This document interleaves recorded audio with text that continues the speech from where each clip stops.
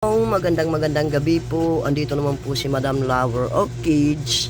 At ngayon po ay ipapakita ko po sa inyo yung hoya ko. Ayan po yung hoya ko, mga basic ko. Okay? So nagtataka kayo bakit po ganyan yung shower niya, kasi taasin na niyo ginamba. Okay? So siyempre yan, may video ako dati niyan. Yan lang po yung natira sa aking bigonia, dahil grabe kamahal yan, mga basic ko. Kahit gugustuhin natin man bumili niyan, hindi po natin kaya kasi grabe mahal po yan, mga basic ko. Bigon, hoya, yan po yung tawagin na hoya, mga basic ko. Tapos yan, dapat sana yan nakahangyan, kasi yan mas lalong lumalago yan, mga basic ko. Bali si Hoya, gustong gusto po niya na pinaka bright po yung gustong gusto ni Hoya. Ayaw po ni Hoya na madilim. Okay, so ang gusto kasi ni Hoya ay ganyan, bright na bright, mga basic ko. Pag makikita nyo siya, ang gamit ko po ay bark ng tasinan nyo. Okay, so coconut husk po, mga basic ko. Ayan po yung coconut husk. Pero ito po, mayroon akong isi-share sa inyo na is ano po, wag na lang nyo gayain, mga basic ko. Okay, so ito yung isi-share ko sa inyo.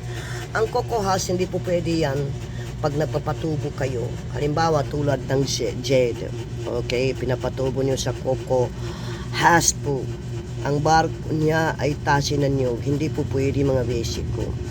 Okay, kailangan talaga budtarin, soil din na pampatubo. Bili po kayo, growing soil po ang bibiliin nyo kung gusto nyo po magpapatubo ng marami ng jade po, mga basic ko. Okay, so yun po, hindi po pwede si husk, sitasin nyo sa pampatubo po ng jade, kasi hindi po yan mabubuhay, mga basic ko. Ngayon ipapakita ko sa inyo yan, hoya ko na yan. Yan po yung natira sa hoya ko dati, kasi po wala na po natira dahil nga patay na po, mga basic ko. Imagine how long this one. Okay, magta 3 months na, mga basic ko. Sa loob ng 3 months, ito na po yung kanyang tatlong dahon. Ito po ay bago yan. Basta nakikita nyo ganyan, bago po yan tubo, mga basic. Ngayon, ito pa po ang masishare ko sa inyo. Si Hoya, mahilig po dikita ng ng bag yan, mga basic ko. Yung bag na puti po. Yan po yung dapat natin tutukan kay Hoya, na lagi gusto po ng bag yan, kasi siguro makapal po yung kanyang at saka malamig din yung kanyang dahon. So anyway, mga basic ko, yan po yung masishare ko sa inyo kay Hoya. Si Hoya, mahal po halaman na yan, mga basic ko.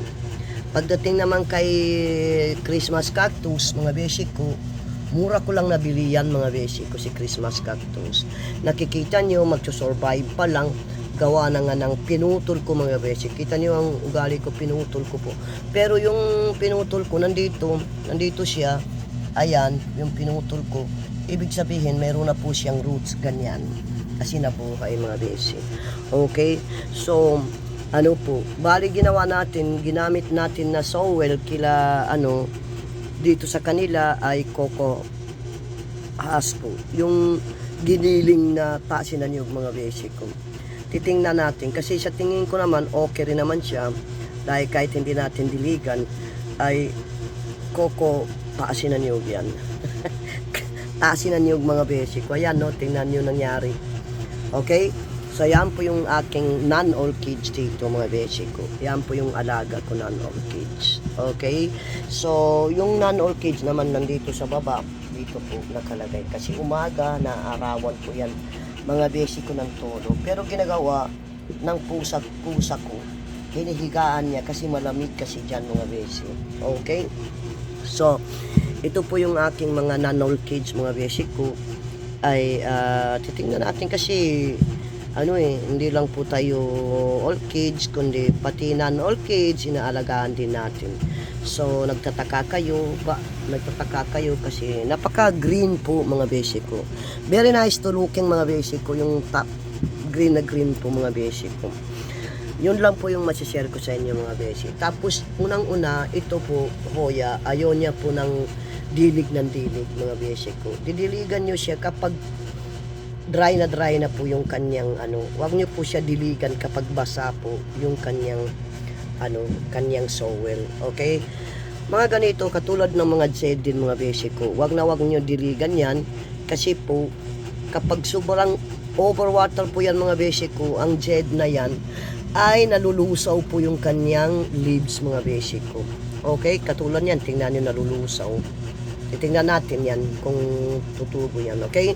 So ito naman yung aking isa pa pag may area kayo ito. Ito po yung plants na sleeping for night time. Okay? Pag umaga, gumigising po yan sila. Ito po yung nagpa-flower ng pink color mga basic ko. Mahal din ito pag binibili mo. Nagpa-flower po yan ng pink. Okay? So, ito, she sleeping nighttime and morning, wake up morning. So, dapat sana pangalan nito, she sleeping. Okay?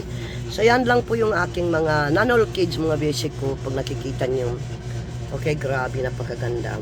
So, next time, ituturo ko sa inyo kung paano po alagaan si Hoya. Mga basic ko, yan yung Hoya ko, matagal na yan mga basic ko, yan lang yung tumubo. Bakit po? Kasi nga, yun na nga pinapabayaan ko nga po. So, hanggang dito na lang at hindi na po ako magtatagal. Oo nga pala, ihabol ko sa inyo. Ito pala yung aking rosas mga basic ko. Yan po yung rosas ko dyan. Kapag nakakasagip po ng maliwanag mga basic ko, grabe po, napakaganda po ng tubo niya. Okay?